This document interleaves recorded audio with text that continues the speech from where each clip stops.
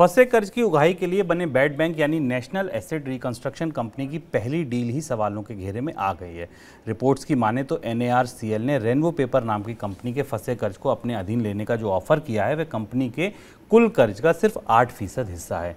Reports में कहा गया है कि रेनबो पेपर्स पर बैंकों का लगभग 1100 करोड़ रुपए का कर्ज है, जबकि NARCL की तरफ से 80 से 85 करोड़ रुपए का ऑफर दिया गया है। सर, ये तो बोनी ही खराब हो गई बैड बैंक की। बैड बैंक की बोनी बहुत ख़राब हो गई। अच्छी खासी 8% के आसपास का रिटर्न है, यानी कि 92% का हेयर कट बैंक के खाते में जाएगा। और ये बैड बैंक की शुरुआत इसलिए ख़राब है क्योंकि बैड बैंक का पहला केस था और बैड बैंक को एक ऊंचा बार या एक ऊंचा मापदंड तय करना था। कम से कम उतना तो मापदंड तय करना था जितना आमतौर पर अंदाज किया जा रहा था कि बैड बैंक फंसे हुए कर्ज उसे दिए जा रहे हैं उसका 10 से 12% हिस्सा तो वसूल लेगा, लगभग 10 से 12% तो हिस्सा वसूल लेगा। और उससे नीचे, ये तो उससे भी नीचे आ गया।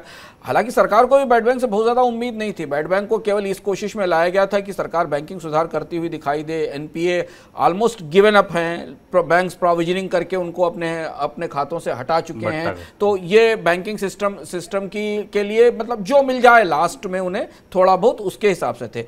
ये सरकार ने जब बैड बैंक की गारंटी इशू की थी शुभम, और उस समय जब जो आंकड़े हमारे सामने मिले थे उस हिसाब से सरकार को भी उम्मीद नहीं थी कि 18% से ज़्यादा, मैक्सिमम 18% की वसूली फंसे हुए कर्जों की बैड बैंक के लेवल पर हो सकती है। इस अनुमान के साथ बैड बैंक लाया गया था कि 18 से 20% की वसूली हो सकती है। लेकिन अब जो शुरुआत हुई है बैड बैंक की वो तो 10% से नीचे है। यानी अगर 100 रुपए का कर्ज डूबा है तो बैड बैंक उसमें से 8 रुपया निकाल कर ला सकता है, इससे ज़्यादा बढ़ोतरी नहीं, इससे ज़्यादा वसूली नहीं कर सकता। और इस लिहाज से भारत का बैड बैंक अगर सफल नहीं हुआ तो फिर ये दुनिया में बैड बैंक्स की तुलना में सबसे खराब परफॉर्मेंस होगा, क्योंकि दुनिया के तजुर्बे बैड बैंक को लेकर इतने खराब नहीं हैं। हमने देखा 92 से 97 के बीच में स्वीडन का बैड बैंक था सेक्यूरम, उसने करीब 87% के आसपास रिकवरी की थी।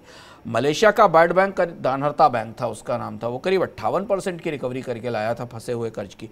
कोरिया, थाईलैंड, कोरिया के बैड बैंक ने 60% फंसे हुए कर्ज वसूले थे, थाईलैंड ने 40%, इंडोनेशिया ने करीब 23% कर्ज वसूले थे। उनके रेशियो में भारत का बैड बैंक तो अपनी शुरुआत में केवल 8% कर्ज लेकर वसूली कर पा रहा है। तो इससे ये प्रयोग फिर बहुत ज़्यादा उम्मीद जाहिर नहीं करता कि आखिर जो कर्ज डूबे हैं उनकी वापसी हो पाएगी कि नहीं होगी। बिल्कुल, अगर आप मानिए कि 6 लाख करोड़ के कर्ज हैं और अगर इसी हिसाब से आएगा तो 600 करोड़ लाकर आप पूरा NPA साफ कर देंगे और बैंकों के हाथ कुछ ज़्यादा नहीं लगेगा।